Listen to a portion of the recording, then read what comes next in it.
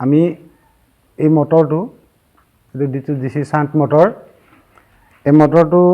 মাল্টিমিটাৰ সহায়ত আমি টেষ্ট কৰিলোঁ সিৰিজ লেম্পৰ সহায়ত আমি টেষ্ট কৰিলোঁ এতিয়া আমি ইয়াৰ অন্য এটা টেষ্ট কৰিব লাগিব আমি অন্য এটা টেষ্ট কৰি একেবাৰে 100% কনফাৰ্ম হ'ব লাগে যে মটৰটো ওকে আছে নে নাই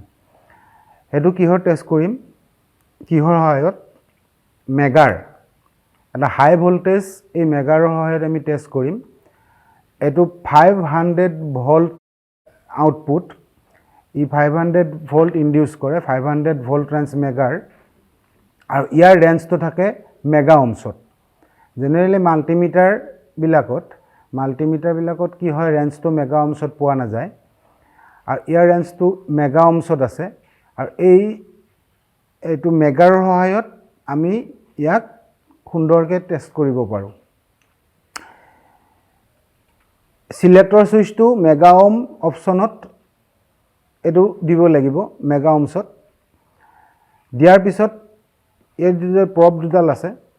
এই প্ৰব দুডাল আমি ইয়াত কানেক্ট কৰাৰ পিছত ইয়াৰ এটা সুইচ আছে পাৱাৰ বুলি কোৱা হৈছে তাক এই সুইচটো প্ৰেছ কৰিলেহি ৰিডিং দেখাব মেগা ওহমছত তলত যেটো আছে এইটো মেগা ওহম এইটো অটোমেটিক এই সুইচটো প্ৰেছ নকৰিলেও এই ৰেঞ্জটো দিলে হি পইণ্টাৰটো শো কৰিব কিন্তু এই ৰেঞ্জটো দিয়াটো অকমান এটা ডিসএডভান্টেজ আছে যদি এই ৰেঞ্জটো দিয়া সময়ত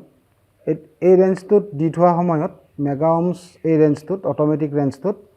তেতিয়া এই প্ৰবডাল যদি কেনেবাকে হাতত টাচ হৈ যায় তেতিয়া হয়তো ই খুব হেভি শক খোৱাৰ চান্স থাকে সেইকাৰণে মেনুৱেলত দি লিব লাগে আৰু এই পাৱাৰ সুইচটো অপাৰেট কৰি ইয়াৰ ৰিডিংটো ল'ব লাগে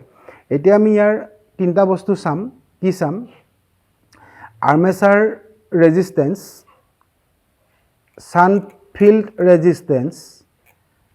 আৰ্মেচাৰ আৰু শান্ট ফিল্ডৰ মাজৰ ৰেজিস্ট্যান্স আৰু এই ফিল্ড কেখনৰ লগত বডি ৰেজিস্ট্যান্স যেটো ইনসুলেশন ৰেজিস্ট্যান্স টেষ্ট বুলি কোৱা হৈছে ইয়াৰ এই মেগাৰটোৰ ৰেঞ্জটো ইয়াত 1000 মেগা ওহমছ লৈকে ইয়াৰ ৰেঞ্জ আছে 1000 মেগা ওহমছ এটো ইনফিনিটি আৰু এটো জিৰ' পজিশন যেতিয়া আমি যিকোনো ওয়াইন্ডিং এটা বা যিকোনো সিস্টেম এটা যদি আমি ইয়াৰ সহায়ত টেষ্ট কৰিম তাৰ মাজত যেতিয়া ফুল কন্টিনিউটি থাকে তেতিয়া ই জিৰ' ৰেঞ্জটো দেখুৱাব বা কিছু পৰিমাণে হি যেটো তাৰ ওহমছটো দেখুৱাব ৰেজিস্ট্যান্সটো দেখুৱাব আৰু যদি কন্টিনিউটি নাথাকে বা শৰ্ট সাৰ্কিট নহয় তেতিয়ালে হি 10 ৰ ওপৰত মেগা ওহমছটো দেখুৱাব 10 ৰ ওপৰত মেগা ওহমছটো দেখুৱাব 10 ৰ পৰা 30 এই ৰেঞ্জটো থি মেগা ওহমছটো দেখুৱাব লাগে এটা ভাল ওয়াইন্ডিংৰ মাজত দুটা ওয়াইন্ডিংৰ মাজত ইনসুলেশন ৰেজিস্ট্যান্স 10 to 30 মেগা ওহমছৰ ভিতৰত দেখাব লাগে কেতিয়াবা কি হয় এই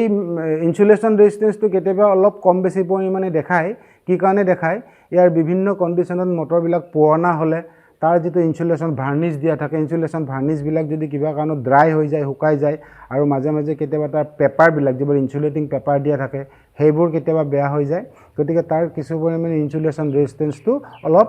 ৰেঞ্জটো ইফালিফাল হয় এটা আমি প্ৰথম চাম আৰ্মেচাৰটো যেটো লো ৰেজিস্ট্যান্স থাকে আৰ্মেচাৰ লো ৰেজিস্ট্যান্স থকা কাৰণে ইয়াৰ যেটো ৰেজিস্ট্যান্স খুব কম দেখুৱাব কিন্তু কন্টিনিউটি দেখাব আৰু ৰেজিস্ট্যান্সটো খুব কম দেখাব এটা আমি এফেক্টটো কি হয় চাম আমি আৰ্মেচাৰ পইণ্টত প্ৰব কেটা লগাই দিম এটো যেটো আৰ্মেচাৰ আমি পইণ্ট পাইছিলো আগৰ টেষ্টিংৰ সহায়ত সিৰিজ ল্যাম্প আৰু মাল্টিমিটাৰ টেষ্টিংৰ সহায়ত এটা আমি এটো ইয়াত লগাম আৰু এই সুইচটো আমি প্ৰেছ কৰিম এতিয়া এটো পইণ্টাৰটো দেখা গৈছে যে হি প্ৰায় 0 ৰ ওচৰলৈ গুছি গৈছে আৰু হি মোটামুটি এই ৰেঞ্জটো মেগা ওহমছত দেখুৱা নাই ওহমছত দেখুৱাই আছে আৰু ইয়াত কিমান ওহমছত দেখুৱাইছে হেতু আমি চাবলৈ হলে ওহমছটো কিমান আছে ইয়াৰ ৰেজিস্ট্যান্সটো তেতিয়া হলে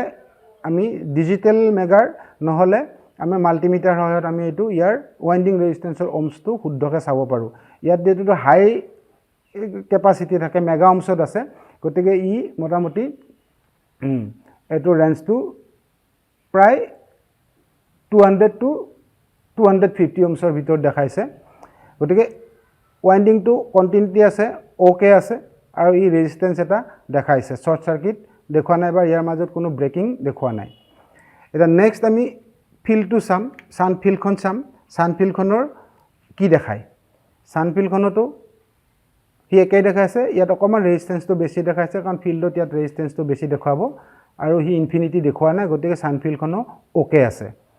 হি 0 বা 0 ৰাখে ভাখে হি পইণ্টাৰটো মুভ কৰিব এই পইণ্টাৰটো গতিকে ওকে আছে এতিয়া আমি সাম এই আৰ্মেচাৰ টাৰ্মিনেল আৰ্মেচাৰ ওয়াইন্ডিং আৰু ফিল্ড ওয়াইন্ডিংৰ মাজত শৰ্ট সাৰ্কিট আছে নেকি কৰবাত ইয়াৰ ইনসুলেশন ৰেজিস্ট্যান্স কিমান আছে হি ঠিকে থাকে কাম কৰিব পৰা জুখত ইনসুলেশন ৰেজিস্ট্যান্সটো আছে নে নাই বা দুটা ওয়াইন্ডিংৰ মাজত কৰবাত ব্ৰেক হৈ ভিতৰত শৰ্ট হৈ আছে নেকি তেতিয়ালে এটা টাৰ্মিনেল আমি ফিল্ডত লগাম আৰু এটা টাৰ্মিনেল আমি আৰ্মেচাৰত লগাম এতিয়া ৰিডিংটো কি দি আমি প্ৰ্যাকটিক্যালি চাম এটা ৰিডিংটো প্ৰায় 10 মেগা ওমছ শো কৰিছে আৰু 10 মেগা ওমছ 30 পৰা 10 মেগা ওমছ বা তাতকে বেছি 10ৰ ওপৰত যেতিয়া শো কৰিব তাৰ ইনসুলেশন ৰেজিস্ট্যান্সটো আমি ঠিকে থাকে আছে বুলি ধৰি ল'ব লাগিব ইয়াৰ মাজত কোনো ধৰণৰ লিকেজ হোৱাৰ এই ইনসুলেশন ৰেজিস্ট্যান্সৰ মাজত কোনো ধৰণৰ ইটু ওয়াইন্ডিংৰ পৰা হিটু ওয়াইন্ডিংলৈ কাৰেন্ট লিকেজ হোৱাৰ চান্সটো নাথাকে ওকে আছে এতিয়া আমি নেক্সট চাম আমি এই ওয়াইন্ডিং দুটাৰ মাজত আমাৰ যেটো বডি ইয়কৰ লগত ইনসুলেশন ৰেজিস্ট্যান্স কিমান আছে এই ওয়াইন্ডিং কেটা কৰবাত ব্ৰেক হৈ ইনসুলেশন লিকেজ হৈ কিনে এই বডিৰ লগত টাচ হৈ আছে নেকি টাচ হৈ আছে না হেতু আমি ইয়াত মিটাৰৰ সহায়ত চাম এতিয়া আমি এটা টাৰ্মিনেল ইয়াৰ ওয়াইন্ডিংৰ ফিল্ড ওয়াইন্ডিংত লগাইছো আৰু এটা টাৰ্মিনেল আমি ইয়াত বডিত লগাম ইয়াত আমি প্ৰ্যাকটিক্যালি কি ৰিডিং দিয়ে চাম ইও 10 মেগা ওমছৰ ওচৰত ৰিডিংটো দিছে আৰু 10 মেগা ওমছৰ ওপৰলৈ 10 মেগা ওমছ বা তাৰ আশে-পাশে থাকিলে বা তাতকৈ ওপৰলৈ থাকিলে আমি এটো শুদ্ধ বুলিয়ে ভাবিব লাগিব ঠিকে থাকে আছে বুলিয়ে ভাবিব লাগিব গতিকে সান ফিল্ড ওয়াইন্ডিং আৰু বডিৰ মাজত ইনসুলেশন যেটো ৰেজিস্ট্যান্স আছে হি ওকে দেখাইছে নেক্সট আমি চাম এই আৰ্মেচাৰ টাৰ্মিনেলটোৰ লগত আমাৰ ইনসুলেশন ৰেজিস্ট্যান্স বডিত কিমান আছে ইয়াৰ লগত চাম আমি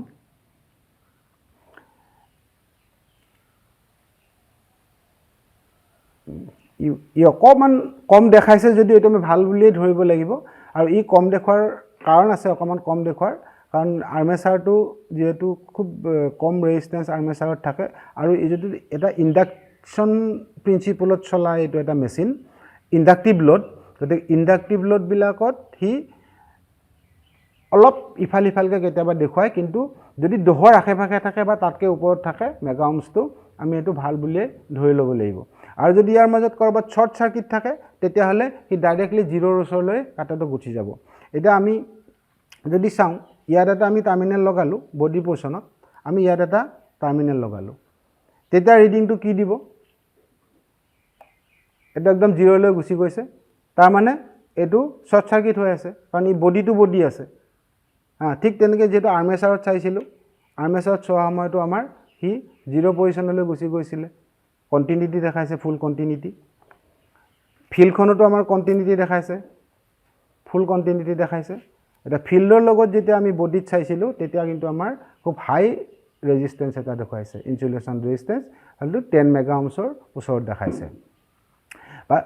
এটো হদায় মনত ৰাখিব লাগিব আমি যে 10 মেগা ওমছ বা তাৰ আশে-পাশে বা তাতকৈ ওপৰলৈ যিকিটা মেগা ওমছ দেখাব তেতিয়া আমি জানিব লাগিব যে ইয়াৰ ইনসুলেশন ৰেজিস্ট্যান্সটো ওকে আছে যদি ইয়াত লগোৱাৰ পিছতো আমাৰ কাটাটো যদি 0 পজিশনলৈ গুচি যায় এই পজিশনটোৰ আশে-পাশে গুচি যায় তেতিয়া আমি জানিব লাগিব যে ওয়াইন্ডিং আৰু বডি ইয়ক কইলৰ মাজত কৰবাত শৰ্ট সাৰ্কিট হৈ আছে ব্ৰেক হৈ আছে